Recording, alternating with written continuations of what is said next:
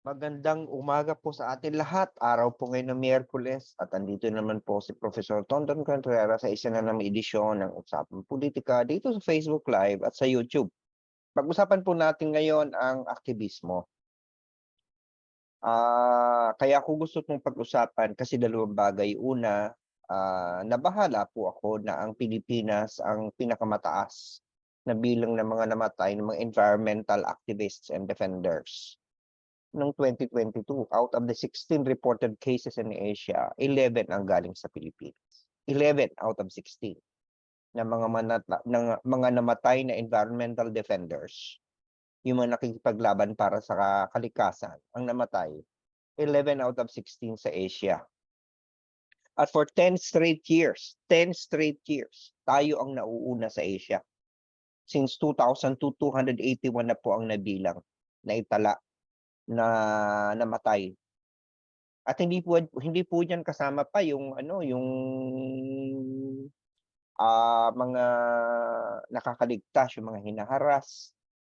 Recently, merong 2 babae na di umano, sabi ng militar, ay sumurrender. Pero mga aktivista sila sa environment, yung pala ay inabdak. Yun ang sabi nitong mga aktivistang ito. Yun ang unang dahilan kung bakit gustong pag-usapan natin ang aktivismo. Ang ikalawa, itong nangyayari sa ngayon, madaling ipinta na itong mga 'to kasi terorista, itong mga 'to komunista. Na parang ang dahilan kung bakit sila ay karapat-dapat patayin ay dahil sila ay komunista at ayon sa pananaw ng marami ang komunista ay terorista. Gusto kong baguhin natin yung pananaw na gano'n, sapagkat ang pagiging aktivista po ay kakaiba sa pagiging terorista. At sinabi ko na rin po ito noon na ang komunismo ay hindi po yan katulad ng terorismo.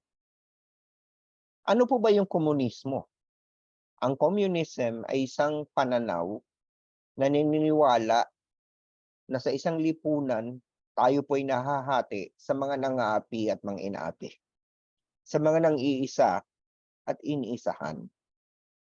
At ito'y nangyayari sa larangan ng produksyon, sa larangan ng ekonomiya na kung saan may mga taong nakikinabang sa ating paggawa.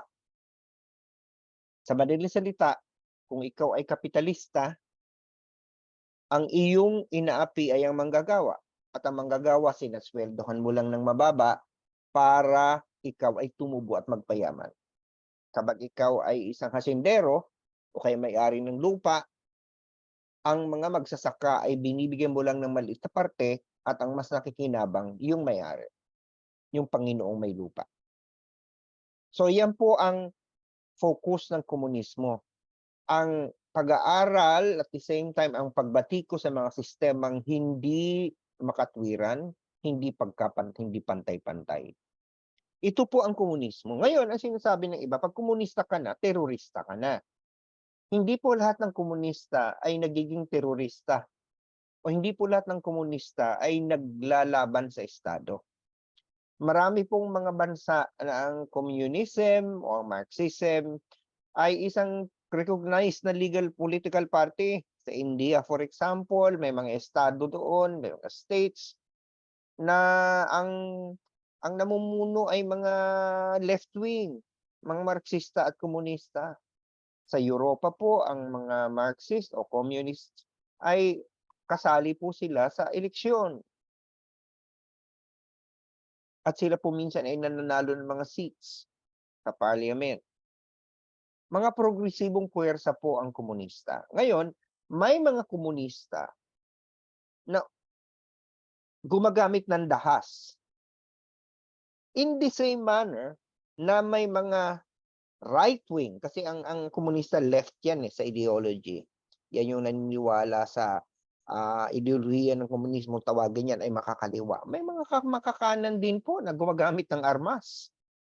Yung mga yung mga yung mga Proud Boys sa Amerika, yung mga right wing, yung mga rasista, yung mga racist, yung mga skinheads, mga Nazi, yung mga neo-Nazi sa Europa, yan po ay mga hindi po yan komunista, mga right wing yan. Pero sila ay gumagamit din ng dahas. So ang pagiging violent, ang pagiging terorista ay hindi po yan naka-solo lang o monopolyo lang ng mga communist.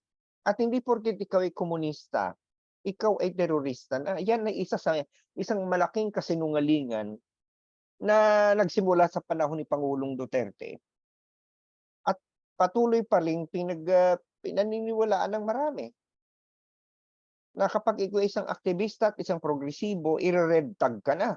At hindi lang red tag, gagawin ka pang terorista. Ako ang sabi ko nga, pag ni-red tag ka, maging proud ka doon sapagkat sabihin mo, yes, I'm a progressive leftist, but I'm not a terrorist, di ba? Kasi hindi po ganun yun eh. Hindi ganun, porkit lumalaban ka para sa karapatan ng iba, porkit aktivista ka, ikaw ay kaaway na ng bayan. Alalahanin po natin, bago tayo magngangawa, karamihan po sa mga karapatan nating tinatamasa sa ngayon. Kaya kayo, meron kayong kalayaan na magsulat ng gusto nyo sa Facebook, hulaan kung sino yung hindi nyo gusto. Ako, sirain nyo dito sa Facebook o sa YouTube, di ba? Kaya kayo may karapatang magsalita at karapatang magpahayag ay dahil may mga naunang naging aktivista na pinaglaban yung karapatan na yan. Lahat naman ng karapatan natin ipinaglaban yan. Sapagkat kung balikan natin sa kasaysayan, ang mga namuno ay mga tyrants, ang namuno mga hari, ang mga namuno ay mga diktador noong pangkapanahunan matagal na. At nagkaroon ng mga despots, nagkaroon ng mga tyrannical ruler sa Europa, sa ibang bansa, sa kanluran, kung saan-saan. At ang pakikipaglaban ng bayan, ang pag-alsa ng bayan ang siyang nagbukas ng espasyo para magkaroon tayo ng kalayaan. Kalayaan para magsalita, ang ating mga natatamasang mga benepisyo ngayon sa paggawa. Bakit ba kayo may 13th month pay? Mga nagtatrabaho sa gobyerno. Bakit kayo may 13th month pay? Bakit kayo may mga benepisyo? Sino ba nakipaglaban diyan? 'Di ba mga aktivista? Mga union? Oh, ayan. Baka ang iba sa inyo miyembro ng union o kung hindi man kayo miyembro ng union pero ang mga nakikipaglaban para sa magmaganda yung mga benepisyo sa pagtrabaho ay mga union at ang mga union na yan ay bakas po yan ng aktivismo. Bakas po yan ng leftist movement. Sapagkat ang mga union yan po nakipaglaban sa karapatan ng mga manggagawa. At ang mga paglaban sa karapatan ng manggagawa, yan po ang pinakadiwa niyan ay komunismo. That's a communist ideology. Sosyalista, komunista po yan. Sapagkat hindi ba, ang sabi ko nga kanina, ang komunismo naniniwala na inaapi ng mga kapitalista ang manggagawa. So ang mga manggagawa nag-organisa. Sa halip na magrevolusyon, ang kinalabasan, magkaroon ng union at ang union na nakikipaglaban palagi dyan. Sila yung nagbabanta na mag-strike, sila yung magbabanta na sila yung nakikiupo sa negotiating table para taasan ng sweldo, dagdagan ng ating mga benepisyo. Yung pagtaas ba ng minimum wage, kanino po ba yung gawa? Hindi po ba trabaho yan ng mga union, ng mga labor union sa Pilipinas? Yung mga union po na yan, ay yan po bakas po yan ng komunismo sapagkat ang dahilan kung bakit may mga labor unions ay merong socialist movement.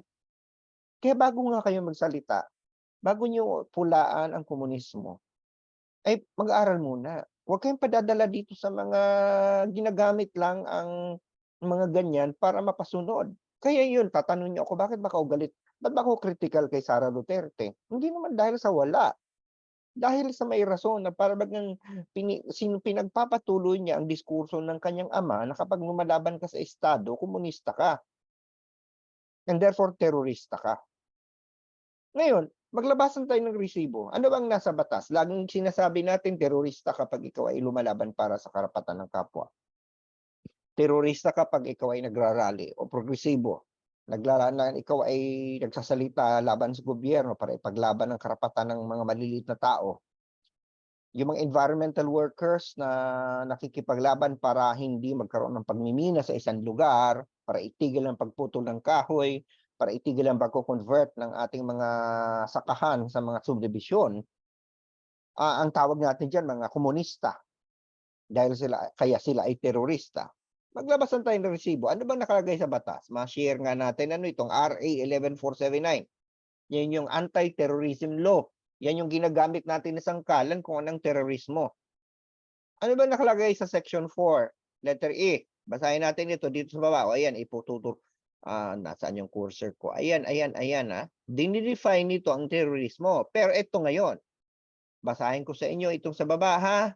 Provided that, ano ibig sabihin ng provided that? Merong exceptions na nilalagay. Terrorism as defined in this section shall not include advocacy, protest, dissent, stoppage of work, industrial or mass action, and other similar exercises of civil and political rights which are not intended to cause death or serious physical harm to a person, to endanger a person's life, or to create a serious risk to public safety. Tagalogin natin, ang terorismo ayon sa seksyon na ito ay hindi kasama ang advokasya, yung makikipaglaban, ipinagsusulong mo ang isang kaadikain, protesta, pagtutol, pagtigil ng trabaho, ibig sabihin union strike, mass action ng industrial mass action, at iba pang katulad ng mga pagpapakita ng karapatang sibil at politikal, na ang layunin naman ay magpalabas lang ng hinaing at hindi ang talagang pabagsakin ng estado, hindi mag-cause of death or serious physical harm to a person. Yan po ay hindi terorismo. Yan po ay exempted sa batas. Kaya bago nga kayo magsalita na ang isang taong lumalaban para sa environment ay terorista na, yan po ay isang kabalbalan, isang kabulastugan na tinalaganap ng mga unfortunately nasa gobyerno. Hindi ko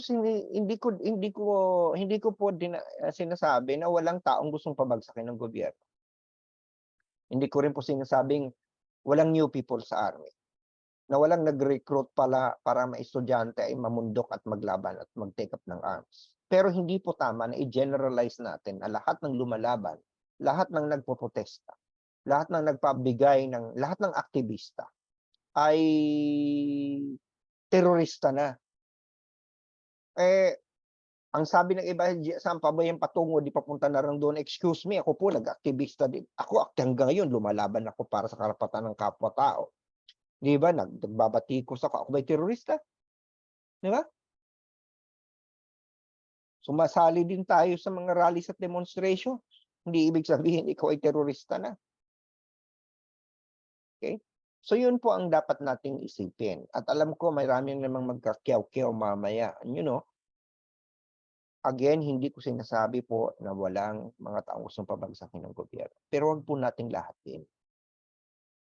In fact, ako nga fino-fault ko din itong mga makakaliwa eh. Dapat sinasabi nila tama, komunista kami, pero this is an opportunity for you to educate the people that you don't have to be a terrorist.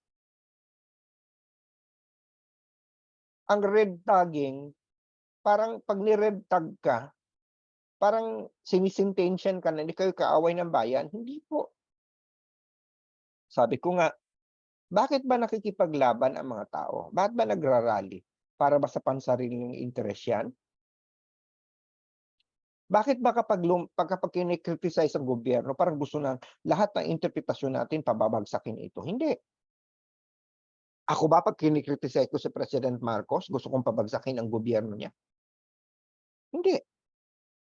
May kalayaan tayong mag-criticize. Kaya kayo yung mga ngayon na gigil sa mga katulad ko nagki-criticize at sa iba pa, alalahanin nyo, ang mundo bilog.